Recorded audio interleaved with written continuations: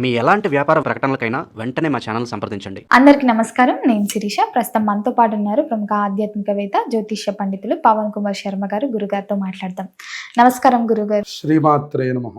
గురుగారు, చాలా మంది శనిగ్రహ దోషం వల్ల బాధపడుతూ ఉంటారు. తరచూ వాళ్ళకి ఏవో ఒక సమస్యలు వస్తూనే ఉంటాయి. మరి ఈ శనిగ్రహ దోషం ఉన్న వారికి ఎలాంటి రెమెడీస్ చేసుకుంటే కొంచెం తగ్గే ప్రభావం ఉందంటారు? శనైశ్చరాయ శాంతాయ సర్వాభీష్టప్రదాయనే శరణ్యాయ వరేణ్యాయ సర్వేశాయ నమో నమః.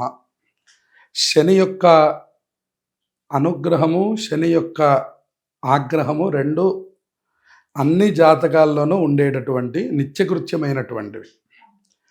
శని అనుకూలిస్తే ఎటువంటి రాజయోగాలు పడతాయి, శని ప్రతికూలం చెందితే ఎటువంటి వాడు ఎట్లా అయిపోతాడని మనకి ఎన్నో పురాణాలు, ఎన్నో కథలు మనకి తెలియచేస్తాయి. ఉదాహరణకి హరిశ్చంద్రుడి కథ తీసుకోమని చెప్పారు. మనకి హరిశ్చంద్రుడు, సత్య హరిశ్చంద్రుడు అంటాం. సత్య హరిశ్చంద్రుడి యొక్క కథ శని యొక్క దోషమునకు చాలా దగ్గరైనటువంటి కథ. సత్య హరిశ్చంద్రుడు రాజుగా ఉన్నటువంటి వాడు కాటికాపరైపోయాడు, కటిక దరిద్రుడు, శని దోషం వలన. అటువంటి అంటే భార్య విదూరం అయిపోయింది, భార్య వెళ్ళిపోయింది, రాజ్యం పోయింది, ఉన్న ప్రాంతంలో నుంచి వేరే ప్రదేశంలోకి వెళ్ళిపోయాము. ఆ ప్రదేశంలో కూడా అతి తక్కువ పనిని చేసుకుంటూ ఉన్నాం. ఇది శని భగవానుడు ప్రతికూలంలో ఉంటే ఇచ్చేటటువంటి ఫలితాలు. ఇప్పుడు మనం శని యొక్క దోషం నివారించుకోవడం అనే మాటకు వచ్చేసరికి, శని సహజంగా ఒక 3 చోట్ల ఎక్కువ బాధను కలిగిస్తాడు అని జ్యోతిష్య శాస్త్రం చెప్తుంది. ప్రధానంగా ఏలినాటి శని, అలాగే అష్టమ శని, తర్వాత అర్ధాష్టమ శని అని ఈ 3 ప్రధానంగా మనకి జాతకంలో వస్తాయి. ఇదే శని భగవానుడు అనుకూలంలో గనక ఉన్నట్లయితే మహారాజయోగం కలుగుతుందని చెప్పారు. వాడు వద్దన్నా సేవలు చేస్తూ ఉంటారు. వాళ్ళు కావాలి అని కోరుకోరు. వాళ్ళకి ఆ దశ వచ్చింది అంటే అందరూ వాళ్ళ చుట్టూ చేరడం, వాళ్ళకి జయజయధ్వానాలు చేస్తూ ఉండడం, ఎప్పుడూ పని వాళ్ళ చేత సేవించబడేటటువంటి యొక్క రాజరికమైనటువంటిది కూడా శనిగ్రహ యోగకారకమైనటువంటి వాడికే రాజయోగం పడుతుంది. వాడి చుట్టూ 10 మంది ఉండాలి, 10 మంది మనం అడగకుండానే మనకు కావాల్సింది మన ఎదురుకుండా పెడుతున్నారు అంటే దాని అర్థం వాళ్ళకి శని యొక్క అనుకూలం ఉంది అని అర్థం. ఇప్పుడు మనం అనుకూలం ప్రతికూలం అంటే ఏంటనేటువంటిది మనకు అర్థమైంది. తర్వాత శని మహర్దశ, శని అంతర్దశ. జాతకంలో శని ఉన్నటువంటి యొక్క స్థానాన్ని అనుసరించి అసలు ఈ శని ఈ జాతకుడికి జీవితంలో ఎంతవరకు యోగిస్తాడు అనేటటువంటిది చెప్పమంటారు. వ్యక్తిగత జాతకంలో తప్పకుండా వ్యక్తిగత జాతక పరిశీలన తరువాతనే మనం ఈ యొక్క అసలు శని ఇతన్ని ఎందుకు ఎక్కువగా బాధిస్తున్నాడు, అలాగే ఇతనికి ఏ రేంజ్లో శని యొక్క బాధలు ఉన్నాయి, అంటే ఎంత పర్సంటేజ్ ఇతను ఇబ్బంది పడుతున్నాడు, ఎంత పర్సంటేజ్ సుఖంలో ఉన్నాడు అనేటటువంటిది కూడా మనం జాతక పరిశీలనలో చెప్పవచ్చు. సహజంగా ఈ ఏలినాటి శని వచ్చినప్పుడు కనుక శని జాతకంలో యోగకారకుడై ఉంటే వాడికి ఆ ఏలినాటి శనిలో శని భగవానుడు అన్నీ ఇస్తాడు. ఉదాహరణకి విద్యలో రాణింపు ఇస్తాడు, వెంటనే ఉద్యోగాన్ని ఇస్తాడు, వెంటనే వివాహాన్ని ఇస్తాడు. తొందరగా వివాహం అయిపోయిందంట. 23 ఏళ్ళేనండి, 24వ ఏడు వివాహం చేసేసారండి అంట. 1 ఇయరేనండి ఉద్యోగం చేసింది, 2 ఇయర్స్ కాలేదు అప్పుడే పెళ్లి చేసేసారంట. మన ఉదాహరణకి బీటెక్ అయి 21లో బీటెక్ అయితే మనకి ఉద్యోగం 21లో వస్తే 22, 23లకు వివాహాలు అయిపోతుంది. అటువంటి వాళ్ళకి శని యోగకారకుడుగా ఉన్నాడు అని అర్థం. ఏలినాటి శని జరుగుతోంది అని అర్థం. ఏలినాటి శని జరుగుతున్నా శని జాతకంలో యోగకారకుడుగా ఉన్నా ఇలా త్వరగా పనులన్నీ పూర్తయిపోతాయి. చక్కగా ఉద్యోగం రావడం, విద్యలో మంచి శ్రేణి రావడం. ఒకవేళ మంచి శ్రేణి రాకపోయినా ఇబ్బంది ఏం లేదు, అది మళ్ళీ చదువు స్థానాధిపతి ఎట్లా ఉన్నాడో చూడాల్సి వస్తుంది. దాన్ని బట్టి ఇక్కడున్నటువంటి ఈ శని యొక్క ప్రభావాన్ని మనం చెప్పాలి. ఏలినాటి శనిలో అన్నీ ఇస్తాడు శని భగవానుడు. వాహనం ఇస్తాడు, మంచి కారు కొనుక్కుంటాడు, మంచి ఇల్లు కొనుక్కుంటాడు, మంచి భార్య, సంతానం, తర్వాత ఉద్యోగంలో ప్రమోషను, సమస్తం ఇచ్చేస్తాడు 7.5 సంవత్సరములలో. ఇది మనం బాగా గుర్తుపెట్టుకోవాలి. ఇదే ఏలినాటి శని జరుగుతున్నప్పుడు ఆ జాతకుడికి శని యొక్క గ్రహము తన యొక్క స్థితి ఏదైతే అనుకూలంగా లేదో అప్పుడు అతనికి అన్నీ ఆపోజిట్లో ఉంటాయి. చదువు అయిపోయింది, ఇంతవరకు ఉద్యోగం రాలా, అసలు ₹1 సంపాదన మొదలవ్వలేదు, 35వ సంవత్సరం వచ్చింది, మావాడు ఇంతవరకు రూపాయి సంపాదించలేదండి అంట. అట్లాగే వివాహం చూస్తున్నామండి, ఎవరికి నచ్చట్లేదు అంటుంటారు. ఉన్న వాహనం కూడా అమ్మేసుకొని కాలినడకన బాటసారిగా, ఒక్కోసారి వాహనాలు ఉండి కూడా ఏంటో దాంట్లోకి ఎక్కబుద్దిగా, అటువంటి స్థితిని శని భగవానుడు ఇస్తాడు. ఇక అష్టమ శని ప్రభావం వచ్చేసరికి అష్టమ శని ఆరోగ్యము, ఆయుర్దాయము, ఆర్థిక సంపద ఈ మూడిటి మీద ప్రభావం చూపిస్తుందని చెప్పారు. 8వ స్థానంలో ఉన్నటువంటి శని అంటే ఇప్పుడు ప్రస్తుతం మనం గమనించినట్లయితే సింహరాశి వాళ్ళకి అష్టమ శని జరుగుతుంది. ఉదాహరణకి పరిస్థితి ఏమిటంటే ఉద్యోగంలో కలతలు, ఏదో ఒక తలకాయ నొప్పి ఉద్యోగంలో. మీరు ఎంత అద్భుతమైన పర్ఫార్మెన్స్ ఇవ్వండి, వాళ్ళు ఏంటో నీ దగ్గర లోపం అంటూ ఉంటారు. అసలు నా గురించి ఒక్క పాజిటివ్ మాట కూడా మాట్లాడట్లేదు ఏంటి అనుకుంటాను. రెండోది, ఉద్యోగంలో బాగానే ఉంది కదా అనుకుంటే ఎప్పుడు శరీరంలో ఏదో ఒకటి, మొన్నటిదాకా జలుబు ఇబ్బందులు బాధ పెట్టాయి అనగానే ఏదో ఒక అనారోగ్యం, ఏదో ఒక రకంగా డాక్టర్ కన్సల్టెన్సీ ఉంటూ ఉండడం కొంచెం చిరాగ్గా ఉంటూ ఉంటుందన్నమాట హెల్త్ పరంగా. మూడోది ఆర్థిక పరంగా, డబ్బు వస్తూ ఉంటుంది, ఎప్పట్లాగానే ఖర్చు పెడుతూ ఉంటాం, తీరా మన దగ్గర చూసేసరికి డబ్బు ఉండట్లేదు. ఇక్కడ డబ్బు లేదండి అనలేరు సహజంగా ఈ సింహరాశి జాతకులు. దాంతో అవునని చెప్పలేక కాదని చెప్పలేక కొంచెం మనోవేదనకు గురవుతుంటారు. దీన్ని అష్టమ శని ప్రభావం కింద చెప్పారు. అర్ధాష్టమ శని వచ్చేసరికి ఏలినాటి శని ఎట్లాంటిదో అర్ధాష్టమ శని అట్లాంటిదని చెప్పారు. అంటే 7.5 సంవత్సరాల్లో ఉండే ఫలితాన్ని 2.5 సంవత్సరాల్లో ఇచ్చేస్తాడు. అందుకని అర్ధాష్టమ శని అనేటటువంటిది కొంచెం జాగ్రత్తగా ఉండవలసిన సన్నివేశం. ప్రస్తుతం మనం చూస్తే ధనుస్సు రాశి వాళ్ళకి జరుగుతుంది. మరి ఏంటి దీని యొక్క ప్రభావం అంటే స్థాన చలనం, తర్వాత ఆర్థిక ఇబ్బందులు. ఏ పని ప్రారంభించండి అది జరగదు, అది ఖచ్చితంగా జరగదు. ఏదో ఒక సిచ్యువేషన్ అక్కడి వరకు ఆగిపోవచ్చు. ఇలా మీరు ఒక 10 పనులు మొదలు పెడితే 10 ఆగిపోతాయి, 10కి 10 కూడా ఆగిపోతాయి. ఆర్థిక పరంగా ఇబ్బంది కలిగిస్తుంది. వాహనం వెళుతూ ఉంటే ఏదో ఒక రిపేరు, ఇక్కడ ఏదో ఇవాళ చేయించామనగా మళ్ళీ 2 రోజుల్లో, అట్లా మనకి ఏదో తరచుగా దాని మీద ఖర్చు పెట్టవలసి వస్తుంది. దాని మీద కొంచెం మనకు విసుగు కలుగుతుంది. అలాగే ఇంటి వాతావరణం, మనం ఏం మాట్లాడకపోయినా మన మీద నిందలు, మనం ఏదో మాట్లాడామనే అభూత కల్పన, ఏం మాట్లాడకపోయినా మనం సహజంగానే మాట్లాడాం కానీ దాన్ని నిందాత్మకంగా పెద్ద చేయడం, అసలు అట్లా అనడం తప్పు అనడం, అందరూ కలిసి మన మీద మాట్లాడుతూ ఉండడం, ఇది కొంచెం మానసికమైనటువంటి ఇబ్బందులకు గురి చేస్తుంది. మన ప్రమేయం లేకుండా మనం మాట పడతాం. ఇది అర్ధాష్టమ శని ప్రభావం అని చెప్పారు. శని మహర్దశ వచ్చింది, శని అంతర్దశ వచ్చింది అంటే కూడా ఈ రకమైన ప్రభావాలు ఉంటాయి. మొత్తం మీద మనం శని యొక్క స్థితిని తెలుసుకోవాలంటే వ్యక్తిగత జాతకాన్ని పరిశీలన చేస్తే కానీ శని ఫలితాన్ని మనం పూర్తిగా చెప్పలేము. ఏ స్థానంలో ఏంటి, ఎక్కడున్నాడు అనేటటువంటి దాన్ని బట్టి మనం శనితో బాధపడుతున్నాడు అని గుర్తించడానికి కూడా ఒక్కొక్కటి కోల్పోవడం ద్వారా మనం గుర్తించవచ్చు. ఉదాహరణకి ఇంతకుముందు వచ్చినప్పుడు మంచి బైక్ ఉందండి, మరి ఈసారి పాపం బైక్ మీద కూడా రాలేదంటే ఏదో ఇబ్బంది పెడుతున్నాడు. లేదు, మొహంలో కళ తగ్గిపోతుంది, ఎప్పుడు ఎనర్జీగా అందరినీ నవ్విస్తూ చక్కగా ఉండే మనిషి ఉన్నట్టు డల్ అవుతాడు. దాన్ని చూసి మనం గుర్తుపట్టవచ్చు ఈ అబ్బాయికి ఏదైనా కొంత శని ప్రభావం ఉంది.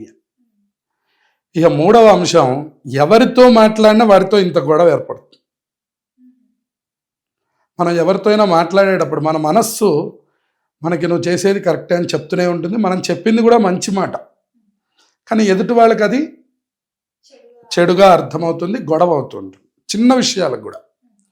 అది ఒకళ్ళతో కాదు, ఒకళ్ళతో అయితే మనం ఆ వ్యక్తి వరకు వదిలేస్తాం. మీరు ఎవరిని కదిలించండి కొంచెం అదే వాతావరణం కనపడుతుంది. దీన్ని కూడా కొంత శని ప్రభావం కింద మనం చెప్పుకోవచ్చు. మరి గురుగారు ఎలాంటి రెమెడీస్ చేసుకుంటే బాగుంటుంది అంటారండి? వీళ్ళు కొంత శనివారం నియమాలు పాటించాలి. ఉదాహరణకి శనివారం ఒంటిపూట భోజనం చేయడం, శరీరాన్ని ఎక్కువ కష్టపెట్టడం. ఆయనకి బాగా ఇష్టమైన పని ఏమిటంటే శని భగవానుడికి కష్టం. మీరు బాగా కష్టపడాలి. మీరు బద్ధకంగా ఇంట్లో పడుకున్నారా, ఆయన ఎక్కువ మిమ్మల్ని ఆకర్షిస్తాడు. ఆయనకి ఇష్టం మనం లేచి కాలినడకన చెప్పులు లేకుండా దేవాలయానికి వెళ్ళాలి. చెప్పులు లేకుండా ఎక్కువ తిరగాలి. చెప్పులు దానం చెయ్యాలని చెప్పాడు. ఓ నలుగురికి చెప్పులు కొనివ్వండి. ఇప్పుడు ఉదాహరణకి ఇక్కడ ఎండాకాలం జరుగుతుంది. ఎండాకాలం ఎవరికైనా కష్టం. మధ్యాహ్నం 1 గంటకి నడిచి వెళ్ళాలి. పాప ఈ ప్రాంతాల్లో ఉండేవాళ్ళు ఈ సిగ్నల్స్ దగ్గర మనం పెద్ద పెద్ద వాళ్ళందరూ చూస్తూ ఉంటాం. వాళ్ళకి చెప్పులు కూడా ఉండవు. పాప ఓ 4 జతలు చెప్పులు దగ్గర పెట్టుకొని చెప్పులు దానం చేస్తే శని భగవానుడి యొక్క అనుగ్రహం కలుగుతుంది. అలాగే కుక్కలకి ఆహారం వేయడం. కాస్త 7, 8 దాటిన తర్వాత శనివారం పూట, ప్రతి శనివారం సాయంత్రం పూట కుక్కలకి ఆహారం వేయండి బాగా. ఎప్పుడైతే రోడ్డు మీద ఉండే కుక్కలు, మీ ఇంట్లో మీరు పెంచుకొని పైకెత్తుకునే కుక్కకి చేస్తే ఏం ప్రయోజనం లేదు. రోడ్డు మీద ఏ సంబంధం లేకుండా తిరుగుతూ ఉన్నటువంటి కుక్కలకు కనుక మీరు ఆహారం అందిస్తే శనిదోష నివారణం కలుగుతుంది. 3వది, నవగ్రహ ప్రదక్షిణలు చేయండి. ప్రతి శనివారము 19 సార్లు నవగ్రహ ప్రదక్షిణం చేయండి. దాని ద్వారా శని దోషాన్ని తగ్గించుకోవచ్చు. ఇక 4వది, ప్రతి శనివారము కూడా వెంకటేశ్వర స్వామి వారి గుడికి మానకుండా ఉదయం పూట వెళ్ళాలి, సాయంత్రం పూట శివాలయానికి వెళ్ళాలి. ఎందుకని పొద్దున వెంకటేశ్వర స్వామి, ఉదయం వెంకటేశ్వర స్వామి వారికి చాలా ప్రీతికరమైనటువంటి. మీరు చూడండి, మిగతా ఏ దేవతలకి సుప్రభాతం మీద అంత పెద్ద పట్టుండు, కానీ మీరు సుప్రభాతం అనే విషయం వచ్చేసరికి మీకు మొట్టమొదట ఎవరు గుర్తొస్తారు? విష్ణుమూర్తి గుర్తుకొస్తారు.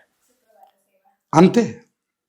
అది ప్రభాత సమయంలో ఉండేటటువంటి యొక్క ఎనర్జీ మొత్తం విష్ణుమూర్తి, వెంకటేశ్వర స్వామి వారు. మనకి ఉదయం పూట ఎనర్జీ కావాలంటే కూడా విష్ణు సంబంధమైన ఆరాధనని చేయమంటారు. మీకు సాయంత్రం ప్రదోషం అయ్యేసరికి ఈశ్వరుడు యాక్టివేట్ అయిపోతాడు. ఇక ఆయన భూత ప్రేత పిశాచాలన్నిటి మీద ఆయనకి పట్టు. అలా ఆయనకి పగలు పట్టు లేదండి, ఈయనకి రాత్రి పట్టు లేదండి అని చెప్పను.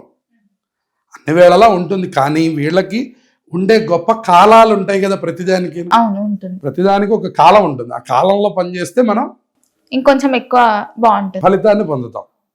ఉదాహరణకు ఒక టాబ్లెట్ వేసుకోవాలనుకోండి, నిద్రమత్తుగా ఉండవలసిన నిద్ర సంబంధమైనటువంటి టాబ్లెట్ మనం ఉదయం 10 గంటలకు వేసుకోకూడదు. దానికి ఒక కాలం నిర్ణయించాం. అది మనం రాత్రి భోజనం అయిపోయి 10:30, 11 గంటలకు సెల్లు కూడా పక్కన పెట్టామన్నాక టాబ్లెట్ వేసుకుంటే ఒక 15 గంటలో నిద్రపోతాం. అట్లా ప్రతిదానికి ఒక కాలం ఉంది. కాలం అని చెప్పినటువంటి సమయం ఇదన్నమాట. అందుకని శనివారం పూట ఉదయమేమో విష్ణుమూర్తి వెంకటేశ్వర స్వామి వారి దేవాలయానికి వెళ్ళడం, సాయంత్రం పూట ఏమో శివాలయానికి వెళ్ళడం.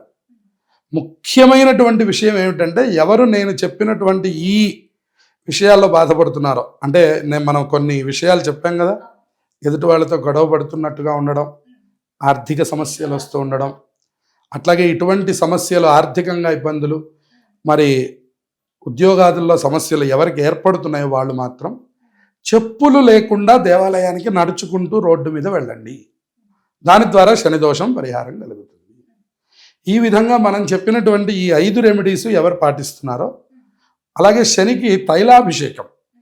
అయితే ప్రతి శనివారము తైలాభిషేకం చేస్తారు కొన్ని దేవాలయాలు.